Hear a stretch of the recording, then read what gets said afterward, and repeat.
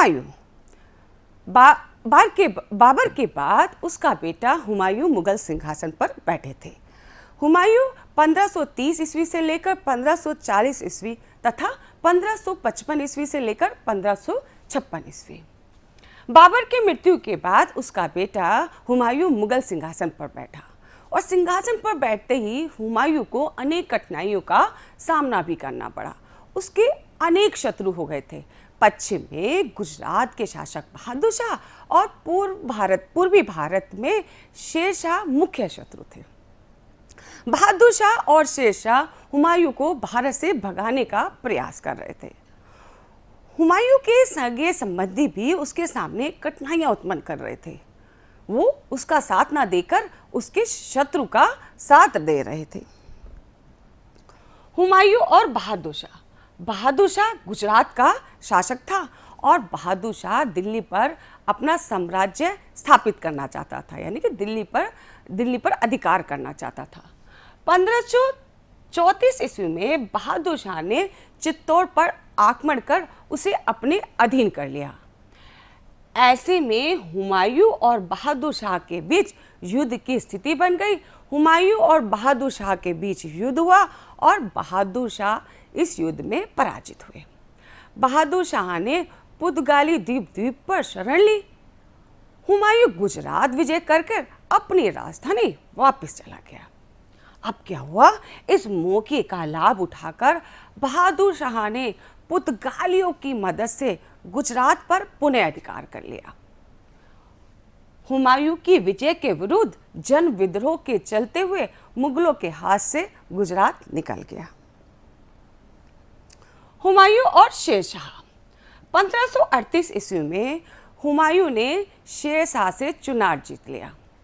शेर शाह ने गौड़ बंगाल पर विजय प्राप्त कर ली और बंगाल पर अपना अधिकार कर लिया। हुमायूं शेर शाह के बढ़ते प्रभाव से चिंतित हो गया। हुमायूं मुंगेर के पास गंगा को पार करके शेर शाह की ओर बढ़ा।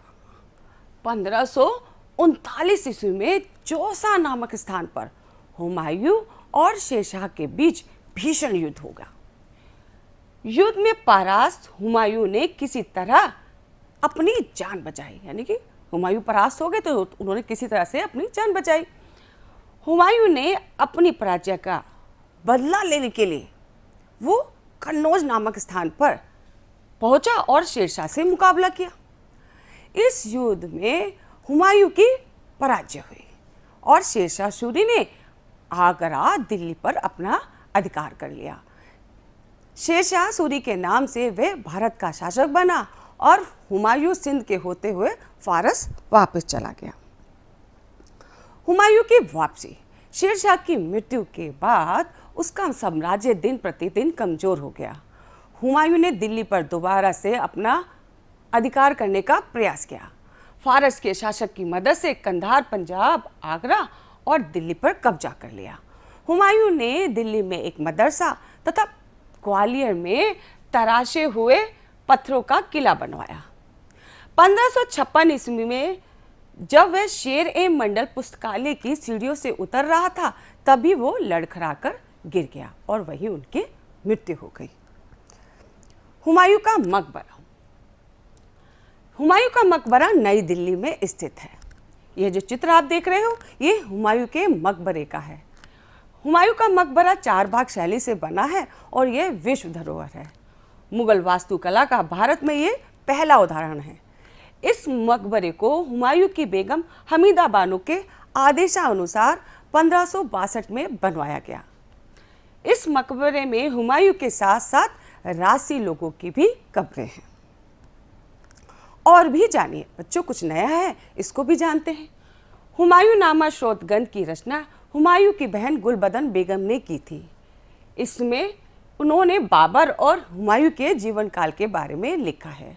बाबर ने आगरा शहर में आराम बाग बनवाया था। बाबर ने सड़कों को नापने के लिए गजे बाबरी नामक माप का प्रयोग किया था।